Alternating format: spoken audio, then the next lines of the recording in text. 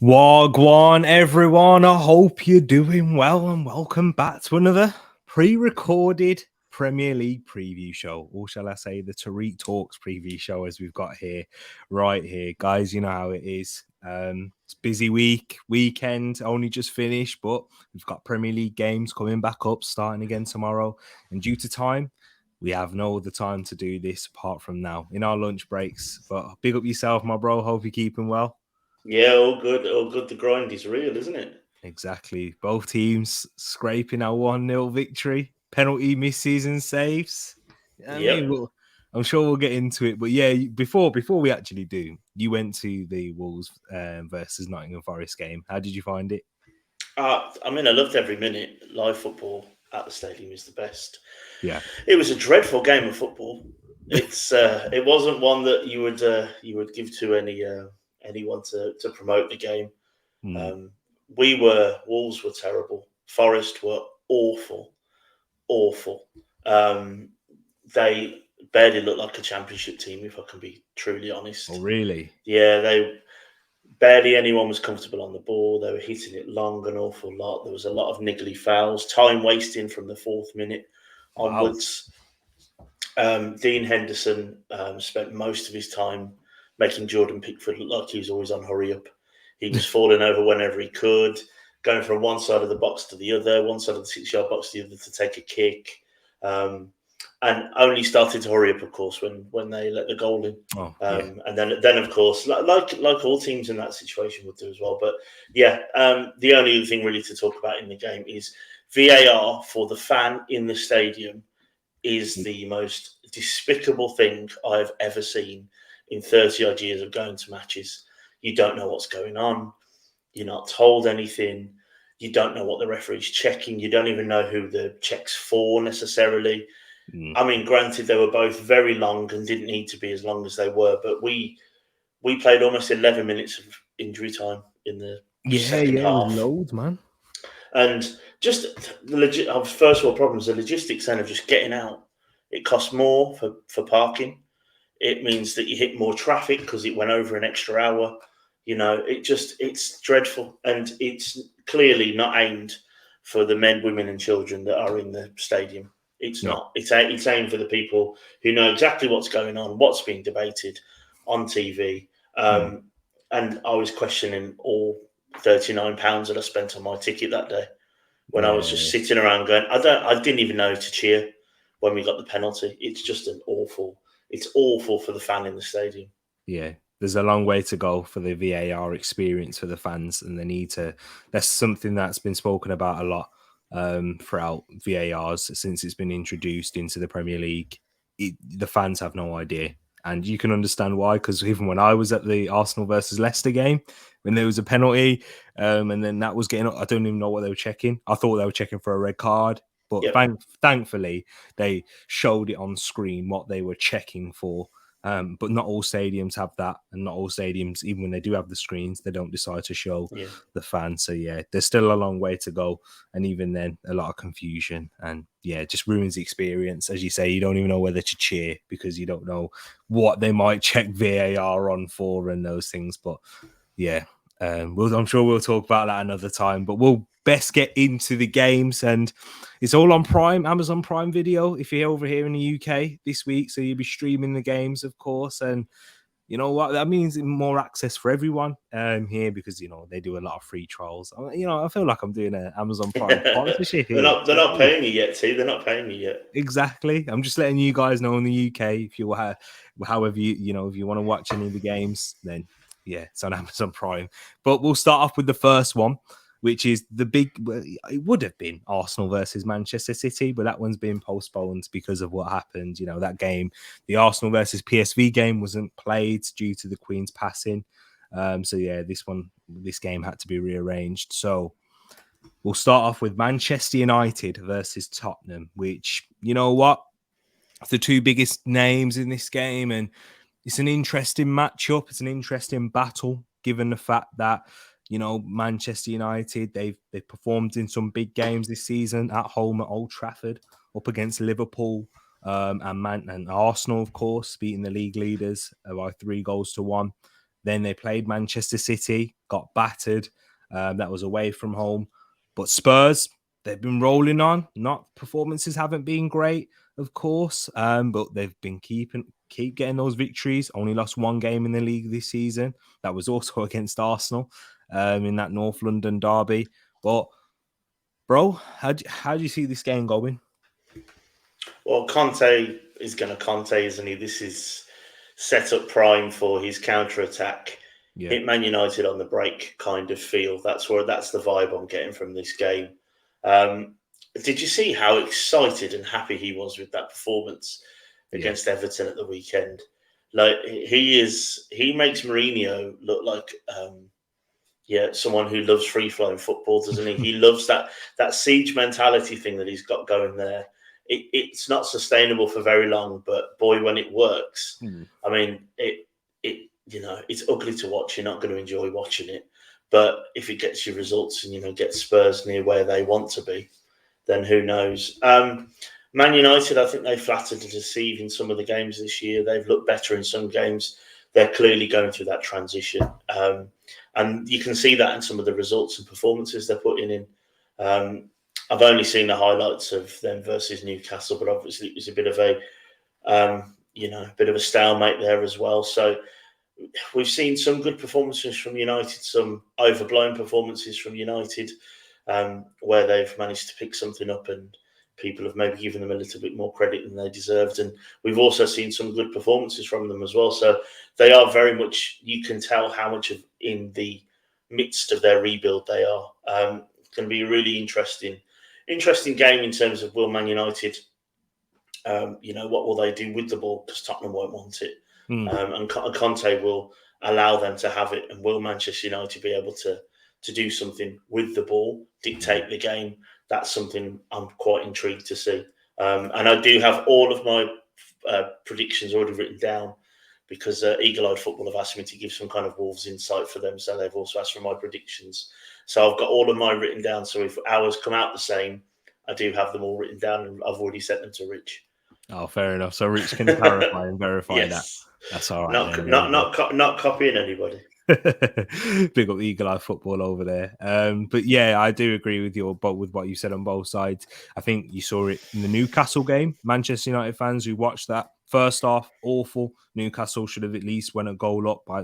They had multiple chances, but then in the second half, you guys were better. And then there's a lot of talk about the decisions for the goal, the non-goal, because the referee had his hand up in the air, and then the penalty, but there was penalty calls for both teams in that one. So yeah, I think that's a perfect way to look at Man United. Very Jekyll and Hyde in their performances, and Tottenham just keep going, just keep rolling. And there's the cliche goals in this game.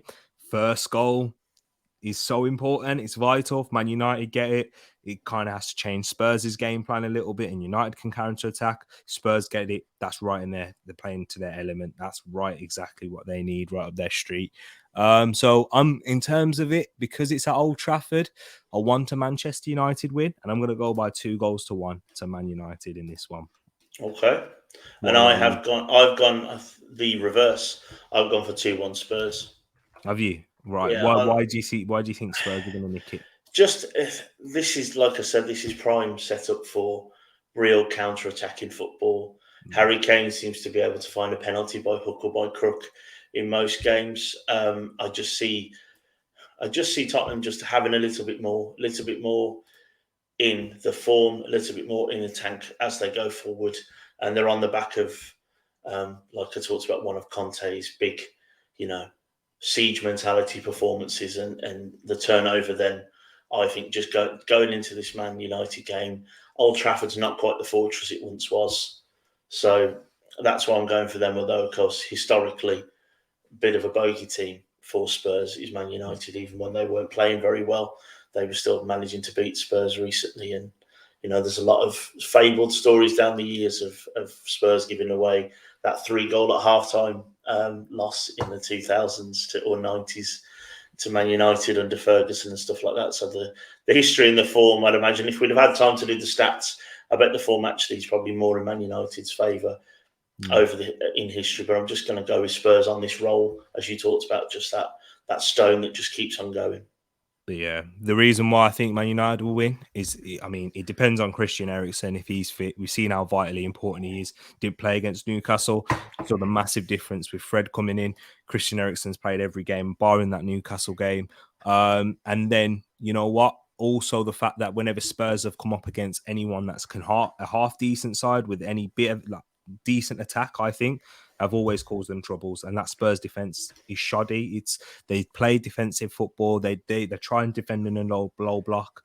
But with Manchester United, I do think they will be able to generate those spaces, and they're more than happy to allow Spurs to have the ball and counter attack themselves. But yeah, it depends on Christian Eriksen for me in this one. If he plays, Man United win easy. I know it says 2-1 close, but yeah, I think it's a relatively comfortable United win right there. We'll move on into the next game now. We'll do Liverpool versus West Ham. Liverpool bouncing back off of that win, up against Manchester City. Here on Tereak Talks, I did tell you Liverpool are going to be fine this season after what I saw the level of performance they put up against Arsenal. In the 45 minutes, second half, Arsenal were the better team. They dropped off, but that's just the level Arsenal have been playing at in this season, not to be sniffed at. Liverpool, though, excellent, deserved the win for me yesterday. We'll like hear your thoughts on that in a bit, Ed. But for West Ham as well, they're starting to roll over and tick over a little bit themselves. David Moyes, after a slow start, missing a lot of players due to injuries, starting to build up a little bit of rhythm. Their new signings are settling in. Paqueta's having some good performances. Scamacca's really shining at the moment and taking it. Getting his feet settled, getting everything settled in at West Ham now. So it won't be an easy game for Liverpool. It'll be a different challenge to when they play to how they came up against Manchester City, a team that's very much capable of hitting them on the counter attack. Liverpool's defense, when they've had to come up against teams who play in the counter attack, struggled this season. So I don't think it's going to be easy. Different type of test, and I'm also going to go for a Liverpool win. I think they're going to try and build up momentum now at Anfield. They don't tend to lose. I know that they've drawn to Brighton and Crystal Palace, but even in those games, they deserve to lose, but still managed to edge one out. Do you think it'll be difficult? I'm going to go for another 2-1 victory in this one to Liverpool. So 2-1s are the ones I'm going to go for this week by the looks of it. What about you, bro? Yeah, so I've gone for a 2-0 Liverpool win on this one. What a game of football that was yesterday as well. Yeah. So watched about 75 minutes of it before we had to pop out. And the contrast between the game I'd seen with my own eyes in real life on Saturday, going, I don't even know if this is championship level football, to then watching those two slug it out. Yeah. Force mistakes. What a goal by Salah. What a goal. Unbelievable. The assist from Alisson. There's probably only two more keepers potentially in the league that would even consider that pass. Let them be able to pull it off as well. The chances Haaland was getting there were just slightly 2 or 3 yards out, further out than where he needed to be. In particular, that header. I think if the ball had just come about that split second early, it would have been really difficult, I think, to see that not nestling in the back of the net. What a game of football it was. I do think Liverpool deserved it. I think they carved out better chances. Obviously, the VAR disallowed goal. I think rightfully so. It's one of those, again, where maybe 3 or 4 years ago without VAR, you'd say carry on playing, but there was a clear tug, clearly inhibited Fabinho playing the ball properly or at least defending how he wanted to. So it should be disallowed. So it was just a brilliant game of football with two teams that were, we talked about it in the preview show, didn't we? Are Liverpool really shot, or are they just going through some poor form? Results aren't really going their way, and they managed to turn in a great performance, obviously, midweek last week against Rangers, and then backed it up with a fantastic win yesterday as well. So I'm going to carry on backing them to win 2-0 against a West Ham team that are very much faltering at the moment as well, struggling with that Thursday night weekend rotation. They have done well though in their recent games. They picked up a draw away at Southampton, and another dodgy VAR decision in their referees that David Moyes wasn't happy about. But yeah, West Ham, it's just all about going and trying to get a bit of momentum in that themselves. This is a free hit for them. I think they'll be all right this season, break into the top 10. And yeah, hopefully they can have a, for West Ham, that they can have a decent cup run so they can just keep chatting to Spurs, really. That's what it is, and take them away from us. But we'll move on into the next game now. And yeah, we'll do the West London derby here. Brentford and Chelsea in this game. Interesting one, given the fact that, Brentford come off of the 2-0 victory against Brighton. I think I predicted a Brentford win. Not many of you guys did. You know what I mean? But see what I'm saying? I got that one right. Start the weekend off well. Brendan Chelsea off the back of their own 2-0 victory under different circumstances up against Aston Villa. And yeah, it was a bit of a smash and grab for Chelsea in that game, just looking at the highlights and the amount of saves that Kepa had to make and the quality of the saves that he's made. What a turnaround, what a job Graham Potter's doing already, rejuvenating his career. And it kind of shows you how he's able to tap into the mentality, the psyche of a lot of these players, using that degree to good effect. And yeah, Brentford, they are difficult to come up against. Arsenal, they're the only real side, and I'll keep mentioning them. I'm wearing a shirt, so they're the only real side that have been able to, roll over Brentford at their ground since they've been in the Premier League. So it's not going to be an easy one here, bro.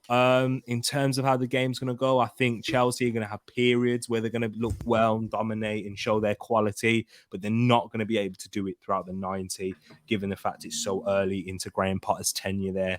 It's not easy to get a style imprinted without even having a preseason or a single signing of your own. I know there's no issue with the players that they have at Chelsea in terms of the quality, but in terms of the style and the philosophy that you want to pull out there and clear identity, it's going to be difficult for him to do that. However, this one's a really tough one because it wouldn't surprise me if Brentford went and won, a draw or a Chelsea win. I might sit on the fence here and go for a 2-2 draw. More goals in this one. I keep going for goals. Why not? There wasn't many on the weekend. So midweek games, a little bit of fatigue in the defense maybe. And yeah, Thiago Silva, will he be able to play 2 games? He's done it in the Champions League, but in the Premier League, it's going to be difficult. It's going to be different. So yeah, I'm going to go for a 2-2 draw. Yeah, so I've actually gone for Chelsea to edge this again with goals, though. I've gone with 3-2 to Chelsea. Nice. I think this might be a bit of a slugfest. I think we've got 2 teams that have 2 very good up-and-coming managers. Brentford proving me wrong since the pre-predictions when I said I think they might have been found out. They've rejuvenated their team a little bit. The energy they have is incredible. I don't think there's a huge drop-off in class between the 2 teams. I think obviously pound for pound, Chelsea will have spent a lot more money on their players, but realistically, will that be there on the pitch? There's obviously some issues. Potentially, I just see Chelsea scoring a few more because that Brentford defence doesn't always fill me with, the actual back four itself. Doesn't necessarily fill me with the confidence I have that they can keep, clean sheets or keep teams out of a quality of the Chelsea attackers, in the Sterling, Havertz, Mason Mounts on the back of a very good performance against Villa. But as you say, that 2-0 victory for Chelsea, I think, was definitely not as comfortable as you might think it would be if you watched even just the highlights like you talked about. So I'm edging this, and I think for Paxton, when you watch this later, mate, I think Ivan Toney, I backed him last week when Haaland banged. I should have done it the other way around because I went for Haaland this week and the FPL captain let me down, whereas Ivan Toney picked up obviously 2 goals at the start of the weekend there on Friday Night Football. But I'm going to edge Chelsea in this one 3-2. Mason Mount.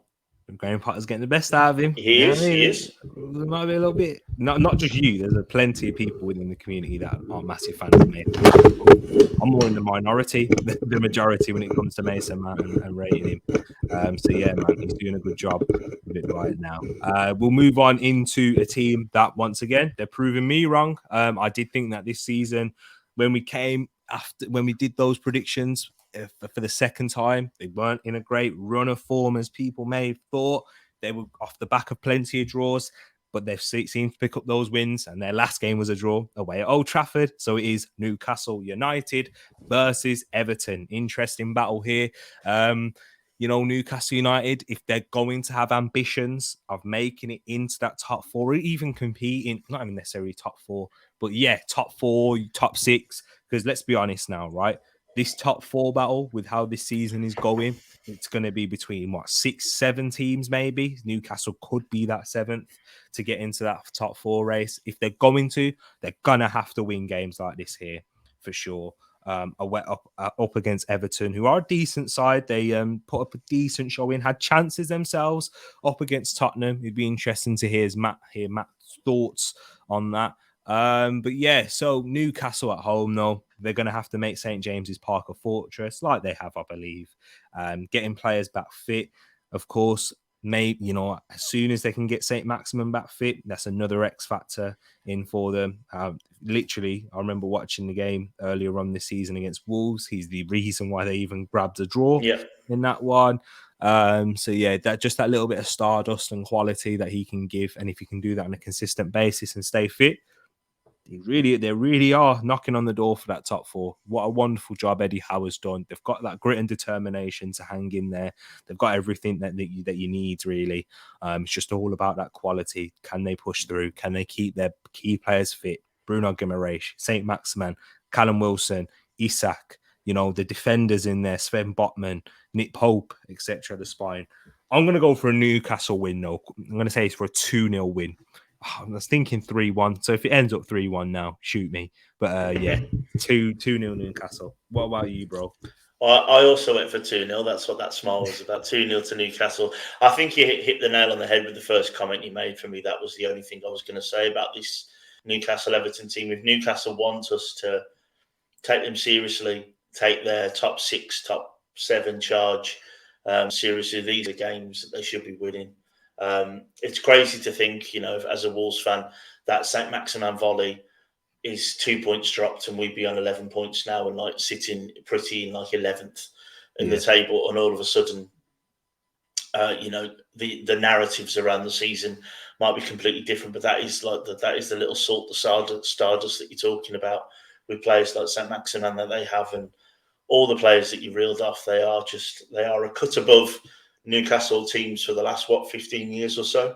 Callum Wilson is an absolute finisher up front as well. And I think if they were ever to manage to, they talk about in NBA and NFL the rotation and keeping people in, for 70% of the games. If you think Callum Wilson getting a fully fit Callum Wilson for 25 of the 38 games, I bet you he's going to get 15, 16 goals with this team, and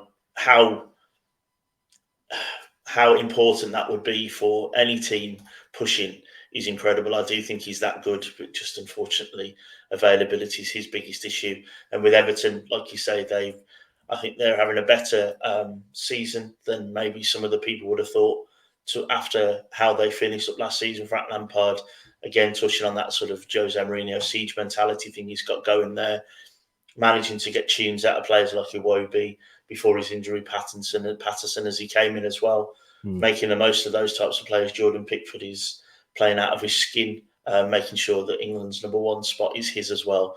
But I just see Newcastle being a slightly better organised, slightly better managed and coached team with slightly better players. That's why I'm going for Newcastle 2-0. Nice, interesting as well. Yeah, I do agree with all those points there. And yeah, both gone for a 2-0 Newcastle win. We're going to move on into another side that's been overachieving, but yet to pick up a win under their new manager, Roberto De Zerbi, which is Brighton and Hove Albion up at home. This is the first game of the week on Tuesday up against Nottingham Forest. Can kind of keep this short and sweet, given what you've seen with Nottingham Forest, sorry. Yeah, Brighton are going to win this game. I'm still backing Nottingham Forest to do a great escape, though. I don't know. I'm dying on this hill. It's either going to make this channel or kill this channel, right? Because I think January time, when a few players, you realize that some players aren't at this level and they can't get there, and some people are here for the paycheck. You start building around the proper ones, I'm hoping. And then, Steve Cooper, whether he's going to be there or not. So I know it sounds ridiculous after signing a new contract, but this is the Premier League. And if you get anyone in from Watford at your club, anything can happen. Yeah. So yeah, I'm going to go for a Brighton win though. I'm going to go by 3-0. I'm going to say 3-0 Brighton win, and De Zerbi to get his first win with this Brighton team. Yeah, I've gone for a 2-0. Repeat what I've just said about Newcastle, Everton. Just Brighton have better players all around the pitch, and yeah, as I mentioned earlier with Forest, they weren't a Premier League team, and I backed them at the start of the season. Are they even a team though? That's a question. Are they even a team? Did you see any elements of a team in that? I did when they got their penalty. Their penalty. There was a lot of players that were sort of, because it's one of those annoying things. Obviously, the penalty. It was clearly, obviously, a foul by Nunes in the box. Nowadays, again, caveat it with you can't do what he did, sort of leaning and then pushing someone over. There was definitely a squad team ethic where Wolves had broke. We'd managed to get a corner when probably we should have at least challenged the goalkeeper. It was cleared out. And a lot of the Nottingham Forest players were together saying it's a definite penalty, get a ball, let's get down there. There was sort of that camaraderie was definitely there to say, like, forget what the Wolves players are trying to do. They're trying to take this corner and rush things on. There was definitely some togetherness there. But in the middle of that pitch, the quality was just wasn't there. It really wasn't. I'm just quickly looking at their lineups because I didn't know some of their players. So Kouyaté looked like he was going to fall over most of the time. Yates looked like a championship player, and I've seen them a lot. Cook and McKenna were not Premier League level centre backs. Their two full backs were far too much one way than the other. Emmanuel Dennis, he was the only one that looked like a new player. The rest of them all seemed to click. He was still very much new to it all. Brennan Johnson, of course, missed the penalty, but him and Gibbs White looks like the clear class in that team. But yeah, the midfield, midfield was really, really championship. It screamed championship level to me. And then when they brought players on, they brought Awanyi and Surridge on, towards the end. They were just throwing people forward. There was no real togetherness. I couldn't really tell you what their tactics were, other than the only tactic that ran through the whole game was to waste time and try and get a 0-0. So it'd be really interesting to see if and when the manager really does sort of get his philosophy in with these new players. What they've given Cooper to do here is one hell of a task to try and manage not only the Premier League and your team and the fans' expectations after 24 years or whatever it's been, 25 years of being out the top division with a team as big as Nottingham Forest, to then make him do that with 23 new players and losing the core of the team he had last year on loan is one hell of a task. One hell of a task. Yeah. And we'll move on into the next game now, which is Crystal Palace versus Wolves, which is also on Tuesday. This one kicks off at 8:15 here in the UK. Big one within the Tereak Talks fan base, within the community, shall I say? Sorry, with Ed being in here and the Eagle Eye family. Get your predictions in. Don't forget, people, in the comments below. So, difficult one. This is a tough one because Crystal Palace, for me, after the back of a 0-0 poor game up against Leicester. Leicester there for the taking, but you know what? It's away from home in the Premier League. A draw. When you're a team like Crystal Palace and where they're looking to get to, you can't shy away from draws away from home, just as long as you win your home games. So this one, Crystal Palace are going to be begging for the 3 points in this one to really steer them clear of any doubts surrounding Patrick Vieira and their team at the moment, because they have shown moments of quality once again. First half, Leeds were much better side against Palace. Second half, Crystal Palace showed their quality in Eze and Zaha getting involved, and Elise, of course. And we know they have there's that bit of stardust in there. That's that potential to grow. However, Wolves, they're in the thick of it. Is Nuno going to be here for this game, Ed? Yeah, No. Is it still in talks? Yeah, there's still a lot of talks. We've also been linked with the QPR manager and a few other people at the minute as well. So no, there'll be no movement. There'll be no movement before I'd imagine before next weekend. Yeah, there's a lot of legalities that they need to sort out because he's still out of club, remember? So they're gonna have to pay like a compensation fee and etc. and those things and work out those terms. But yeah, for this game, how I see it ending up, I'm gonna go for, do you know what? Just because it's so important for the home side and they'll generate an atmosphere under the lights. I'm sorry, Ed. I'm gonna go for a Crystal Palace win. I usually back Wolves, don't I? Especially when you're here. So yeah, I'm gonna go for a Crystal Palace win. I think it's gonna be tight. There's not gonna be many goals. I'm gonna go for a 1-0 win. Well, I've backed Palace too. I've gone for Palace to win 2-1. I just see them being better coached, better managed. And yeah, Selhurst Park under the lights. I just see the Palace fans, sort of the Palace faithful, dragging an extra goal out of them. So I'm going with 2-1. I'm going heartbreak. I think maybe Diego Costa gets his first goal at Wolves, and I think he scores early, and then we tail off towards the end. That's the way I see this going. So I'm going 2-1. Yeah, that's the difference, really. He's between he's putting both boxes, putting the ball in the back of the net. Yeah. Crystal Palace have more players that can do that than Wolves at the moment, unfortunately. In the midfield, I think you guys will win that, and it'll be an interesting battle there. But yeah, just the battle of both boxes, as Arteta said last season a lot. So yeah, we'll move on into how many games we got left. Was that 3? I think. Yep, 3 more games. So yeah, we'll group. You know what? We might group them all up together. Why not? It's a lower of the table clashes. Having said that, we'll start off with Bournemouth. In fact, Bournemouth, Southampton, South Coast derby.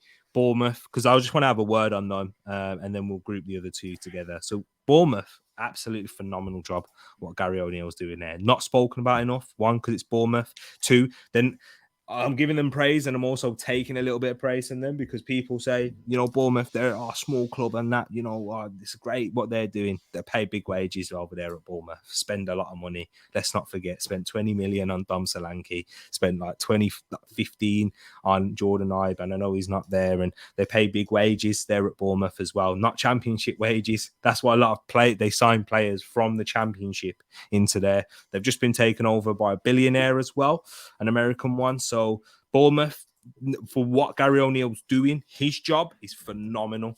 And Bournemouth, maybe if they can stay up, just keep picking up these wins, riding this wave, they will come to a sticky patch eventually when they do come up against Arsenal, Liverpool, Man City, all old teams again, Chelsea, Man United, where it will be difficult to pick up wins in those games. So if you can do it now, just get as many points on the board, and then you can nick a couple of wins, and then you'll stay up. And it sounds crazy because that's how well they've done so far at this start. So I'm going to back a Bournemouth win here. I'm going to say, because it's against Southampton, I'm going to go for a 2-1. Unfortunate for Southampton, Ralph Hasenhüttl. I'm sorry, it's a ticking time bomb for me. Yeah, that might be all it takes. That might be all it takes, I think. Yeah. I love him. I don't think it's anything to do with how I think of his quality or I think of him as a manager. It's just time's up with this current squad. Is he really going to be able to keep this young team up? I don't think anyone really can. So that's why I went for them to get relegated. But yeah, Ralph Hasenhüttl will seek pastures new following this defeat. Yeah, I've gone for a 1-1. Just quickly on Bournemouth, I think you're spot on with what you said. They've lost to all the teams that you'd expect them to lose to: Liverpool, Arsenal, Man City. But then they've managed to pick up wins against teams like Villa, draws with Newcastle, with Wolves. They beat Forest, and drew with Fulham, beat Leicester. They've had quite a nice start to the season. And if they were after the first 4 games, that is a nice start. Yeah. So their recent run of fixtures, they've performed well against teams in and around where they were expecting to be, and then obviously picking up draws against teams like Wolves and Newcastle, who you would have thought at the start of the season potentially would be further up than where they were. And it'll be interesting to see if they can get how many points they can get before the World Cup. And like you say, does it then set them instead to just sort of tread water until the end of the season and just hope that they can continue to nick points here, there and everywhere? So yeah, interesting. But I've gone for a 1-1, which I still don't think will be enough for Hasenhüttl. Yeah. 1-1 draw for that one there. So yeah, we'll group the final two together with Fulham versus Aston Villa at Craven Cottage and Leicester versus Leeds. In Fulham versus Aston Villa, Fulham, there's a 2-2 draw up against Bournemouth in their last game. once again, if they're gonna really have ambitions to stay up, they are overperforming all their metrics.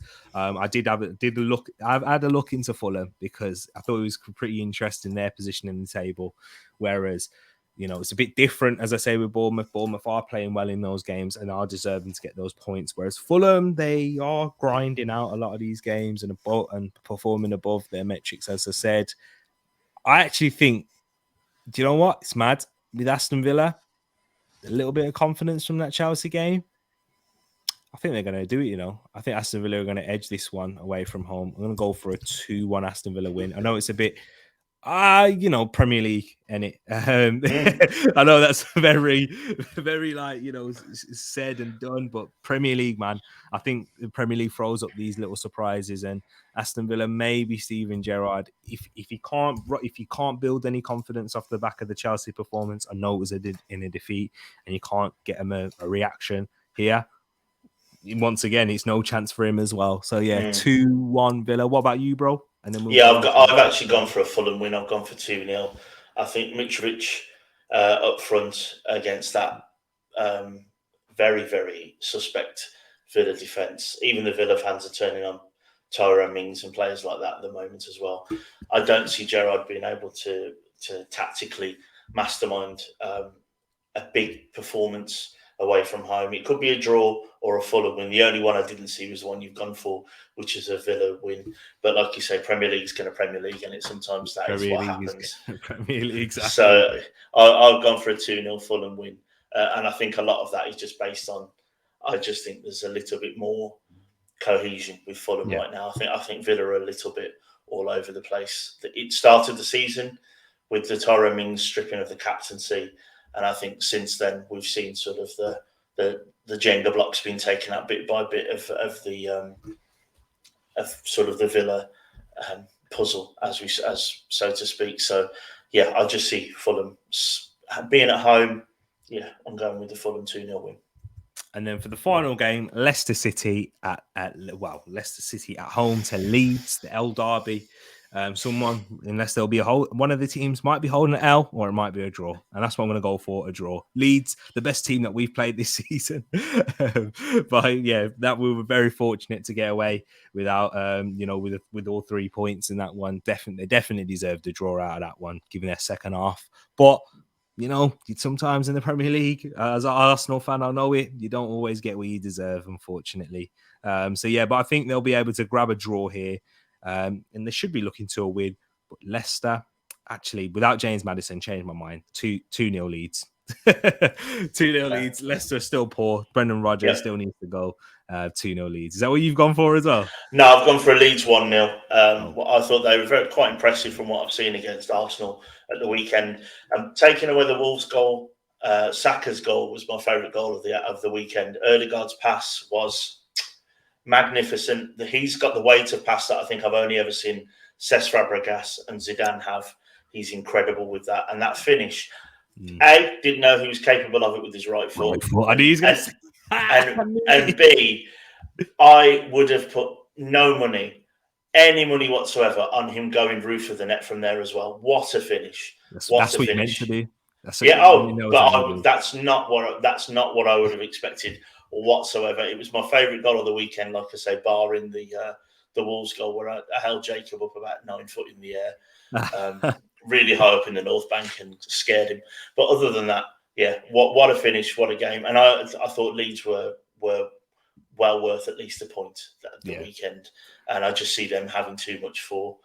I'd like to go and see the Wolves-Leicester game, because I can't imagine there's a team worse than Forest in the division, and maybe Leicester's one of them. Possibly, yeah. Well, they beat Forest 4-0, so maybe not. But yeah, guys, that wraps up our show. We got to get back to work. But it's been an absolute pleasure doing this with you again, bro. Thank you for doing it on such short notice. And guys, remember, don't forget to like the video. Don't forget to subscribe if you're new. And most importantly, get your predictions in the comment section below. This video will come out, I'm going to say Tuesday. Yeah, Tuesday lunchtime. So I need to get this all sorted. Got a stream to do.